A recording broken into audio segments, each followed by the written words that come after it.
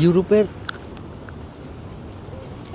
এই জিনিসটা আমার খুব মজা লাগে, আমি খুব এনজয় করি যে এখানে যদি কেউ একা একা সময় কাটাইতে চায়, সেটা যত বড় শহর হোক, যত ব্যস্ততম শহরই হোক না কেন, সেখানেও তার পক্ষে হচ্ছে একা একা টাইম স্পেন্ড করা সম্ভব। প্যারিসের মতন এরকম মেট্রোপলিটন একটা শহরে, এরকম ক্রাউডেড ট্যুরিস্টি একটা এরিয়াতে আমি বইসা আছি, তাও আবার একদম খুব পাশেই বিশাল একটা কি বলে এক্সিকিউশন সেন্টারের মতো ছিল 1700 শতকে।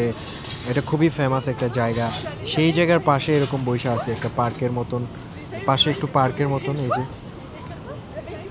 এবং এই হচ্ছে সামনের অবস্থাটা দেখেন, এবং এখানে যে এবং দূরে কিন্তু আইফেল টাওয়ার দেখা যাইতেছে। এখানে আরেক দল এরা মাত্র আসলো, এবং আমি যে এখানে একা একা বসে আছি তা না, এখানে অনেকেই এরকম নিরিবিলি বসে আছে, এবং এই চেয়ারগুলো দেওয়া আছে। এই যে আমি এই তারেক ভাই আমাকে একটা কেক দিছে, কেক খাচ্ছি। আমি এই যে জুতা টুতা খুইলা বসলাম, কারণ অনেকক্ষণ জুতা পরে হাঁটছি, টায়ার্ড হয়ে গেছি। এই যে প্রচুর রোদে যে আমি আমার জুতা মোজা খুইলা একটু শুকাইতেই দিছি বলা যায়, কারণ আপনারা জানেন যে অনেকক্ষণ একটা না মোজা টোজা পরে রাখলে একটা একটু ইয়ের মতন হয়ে যায়, স্মেল টাইপ হয়। তো সেই জন্য বেসিক্যালি খুলে রাখা আর কি। এবং খুবই সুন্দর, সবাই সবার মতো বসে গল্প চল্প করতেছে।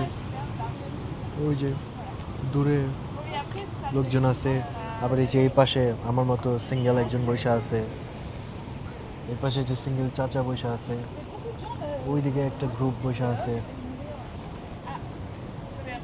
আর এরা জাস্ট নাও আসলো। তো এই জিনিসটা খুব সুন্দর যে এখানে কেউ কারে ঘাটায় না, খায় আর কি।